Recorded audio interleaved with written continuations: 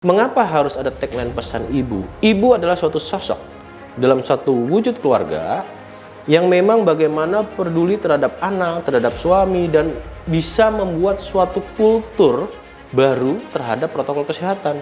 Maka Bapak Kapolda mengembangkan dengan program Ibu Peduli Keluarga.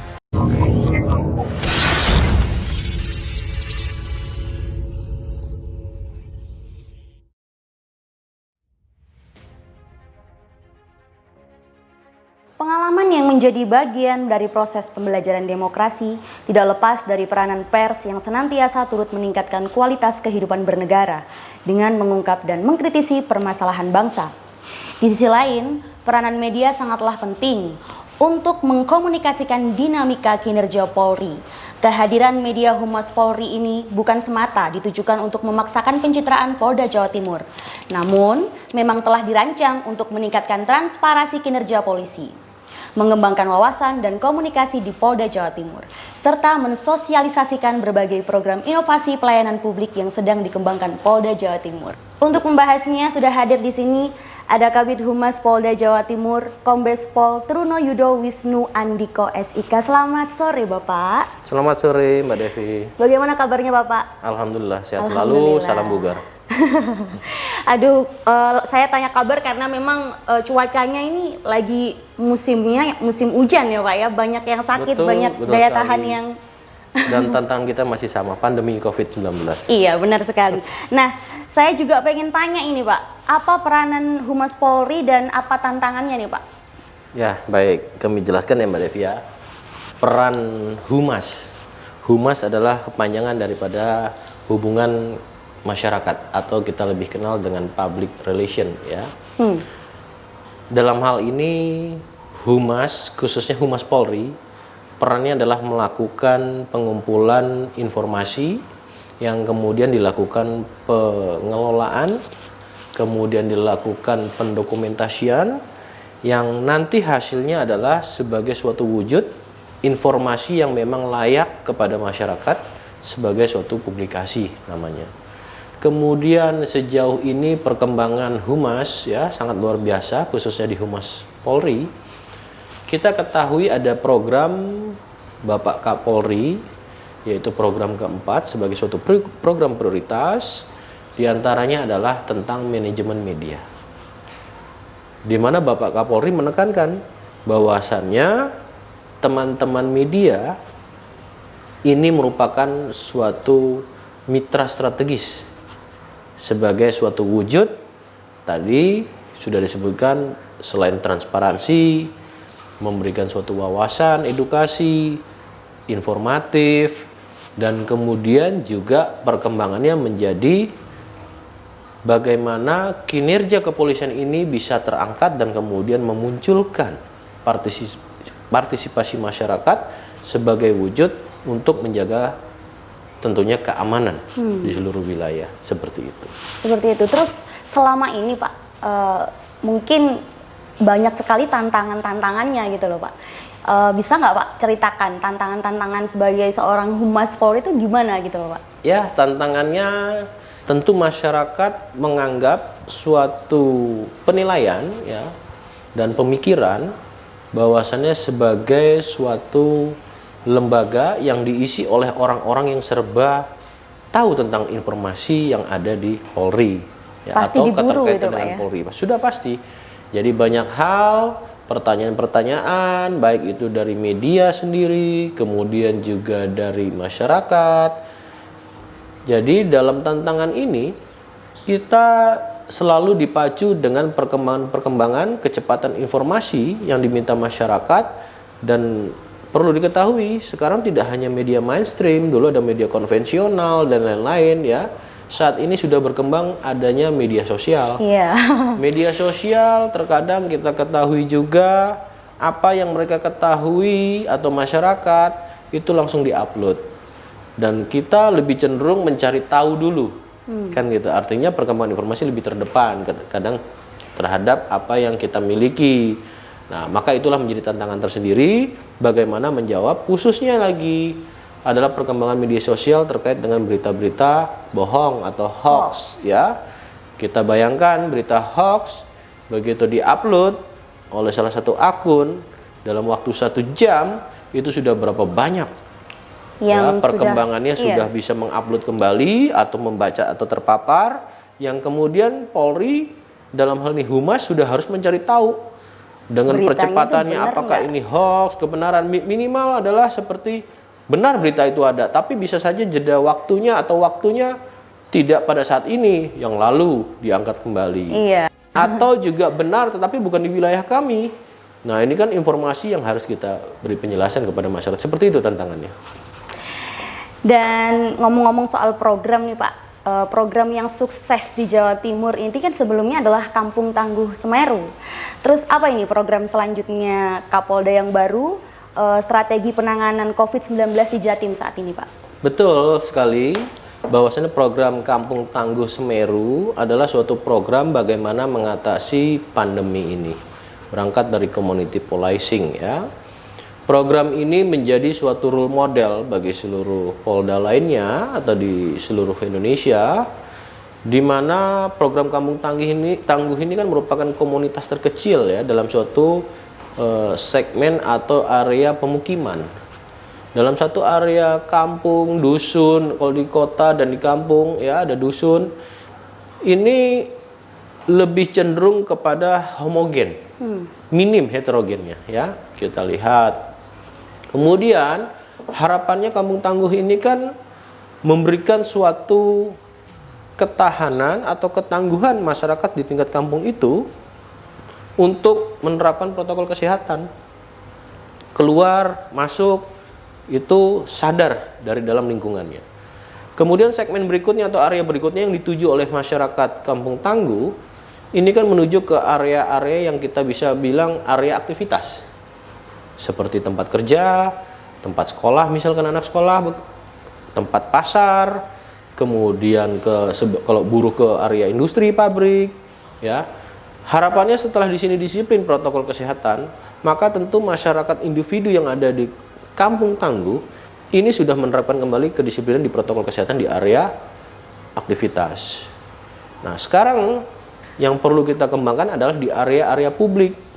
Kalau seperti tadi saya sebutkan hotel, pabrik, ya, kemudian tempat wisata, kemudian juga tempat kerja, tempat ibadah, semua ada pengelola. Ada strukturnya. Itu masih bisa dilakukan secara protokol kesehatannya. Namun area publik yang saya maksudkan adalah seperti jalan raya, ya. Kemudian taman-taman, misalkan di Surabaya ada Taman Bungkul, ya, taman-taman area publik tempat berkumpul, atau di jembatan-jembatan sebagai ikon, ya, misalnya jembatan Suramadu, ramai dikunjungi. Ya.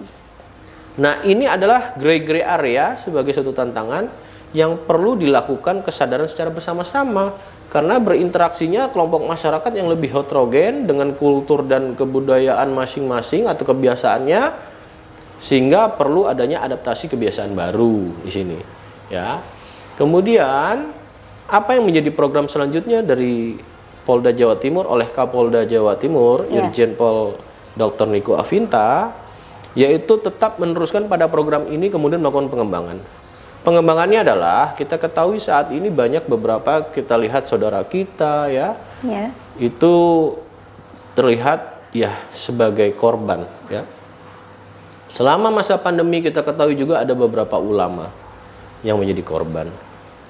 Ulama-ulama ini adalah suatu tokoh, sosok guru, tokoh ulama yang memang dibutuhkan oleh seluruh masyarakat, yang kemudian ini perlu adanya perlindungan selama masa pandemi. Maka Bapak Kapolda Jawa Timur membuat suatu program bagaimana Forkopimda, artinya Pak Kapolda Jawa Timur dengan Pak Pangdam dengan Ibu Gubernur ini melakukan perlindungan terhadap ulama.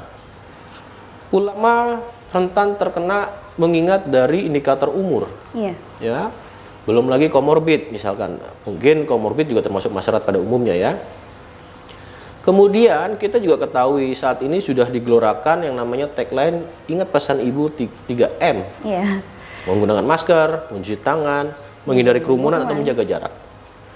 Mengapa harus ada tagline pesan ibu? Ibu adalah suatu sosok dalam satu wujud keluarga yang memang bagaimana peduli terhadap anak, terhadap suami, dan bisa membuat suatu kultur baru terhadap protokol kesehatan. Maka Bapak Kapolda mengembangkan dengan program Ibu Peduli Keluarga. Berangkat dari satu keluarga yang baik dalam protokol kesehatan kedisiplinannya, tentu keluarnya pun dalam lingkungan kampung tangguh tadi dan keluar ke area publik dan area activity, ini semua akan terjalin protokol kesehatan. Ini yang menjadi program Bapak Kapolda Jawa Timur. Namun ingat, program-program ini adalah program kolaboratif. Tidak bisa dilakukan oleh Polri sendiri. Program kolaboratif ini Bapak Kapolda selalu menekankan apa yang namanya komunikasi, apa yang namanya koordinasi, dan kemudian apa yang namanya kolaborasi. Artinya sebelum kolaborasi, ini harus diawali dengan komunikasi, harus ada terjalin komunikasi. Harus terjalin koordinasi antar instansi dan kemudian bekerja secara bersama-sama atau secara kolaborasi. Nah, tentu dengan instansi, jabatan apapun disesuaikan dengan tugas, wewenang, dan tanggung jawabnya atau TWT kita sebut singkat ya. Bapak Kapolda selalu mengingatkan bahwasannya TWT atau tugas, wewenang, tanggung jawab ini harus diperankan betul.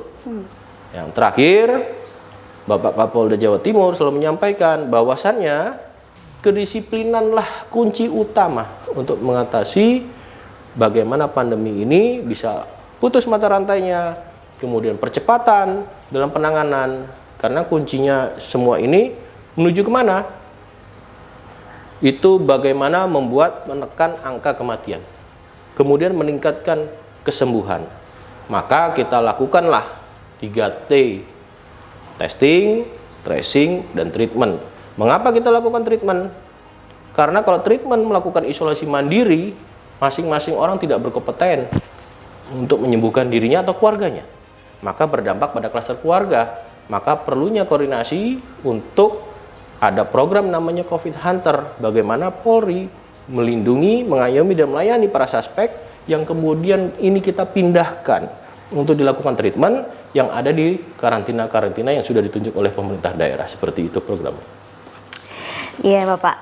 Terus tidak semua tahu sih Pak ya, Pak Kabid Humas Polda di Jatim ini. Terus apa ini Pak pengalaman yang menarik selama bertugas di Jawa Timur? Ya, artinya menjadi sosok humas, kalau bisa dikatakan manusia yang harus serba tahu. Bukan serba tahu ya, harus serba tahu. Setiap hari 24 jam kita berpacu dengan waktu. Tentu dinamika perkembangan masyarakat ini sangat cepat sekali. Sosok humas, saya sebagai Kabid Humas, tentu berinteraksi dengan teman-teman media, juga dengan masyarakat, juga dengan antar instansi. Bagaimana kita tadi, apa yang disampaikan Kapolda, kita harus mampu melakukan komunikasi dengan baik, kita mampu melakukan koordinasi dengan baik, kita juga mampu berkolaborasi dengan baik. Sosok humas 24 jam adalah waktu yang sangat singkat. Karena tadi saya sampaikan dinamika masyarakat kehidupan selama 24 jam ini sangat luar biasa. Cepat sekali ya Pak. Sangat cepat dengan perkembangan teknologi maupun informasi. Medsos perkembangannya sangat luar biasa. Dan anak-anak milenial di sana. Dan ingat, medsos itu adalah area publik, bukan area privacy. Apa yang diupload itu harus dipertanggungjawabkan, dan itu bisa menjadi bumerang bagi dirinya sendiri. Maka bijaklah bermedia sosial, seperti itu.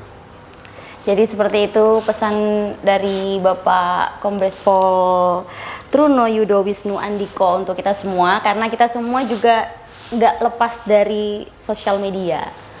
Terima kasih sekali ya Pak atas waktunya. Terima kasih Mbak Devi. Sudah berbincang-bincang. Saya juga semakin tahu gimana sih bidang Humas Polda Jatim itu seperti apa. Dan terima kasih untuk teman-teman juga yang udah support. Terima kasih ya Pak. Assalamualaikum warahmatullahi wabarakatuh. Sampai jumpa di lain kesempatan.